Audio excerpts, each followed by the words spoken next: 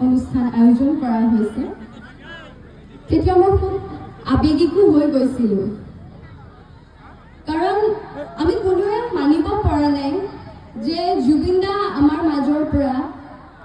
কায়িকভাৱে নাইকিয়া হৈ গৈছে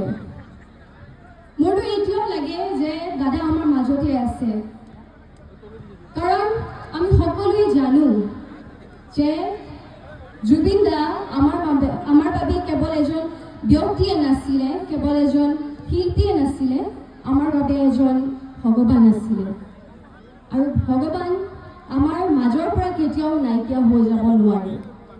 দাদাই আমাৰ লগত থাকিব সদায় থাকিব আমাৰ মাজত থাকিব আমাৰ অন্তৰত থাকিব হয়নে নাই ৰাইজ সেইটোৱে মই ক'ম আৰু আজি মই আপোনালোকৰ আৰু আমাৰ সকলোৰে প্ৰাণৰ শিল্পী জুবিন দাৰ মৰমৰ মৌ হৈ আহিছোঁ আপোনালোকৰ মাজত মোৰ খুব ভাল লাগিছে আজি ইয়ালৈ আহি লগতে দাদাৰ কথা এনেকৈ মই শুৱৰিব পাৰিছোঁ সেইটো এটা কথা কিন্তু যেতিয়া মোক কমিটিৰ ফালৰ পৰা ফোন আহিছিলে মোক বাবুদাই কল কৰিছিলে বাবুদালৈ অশেষ ধন্যবাদ মোক ইয়ালৈ আমন্ত্ৰণ জনোৱাৰ বাবে আৰু কমিটিৰ প্ৰত্যেকজন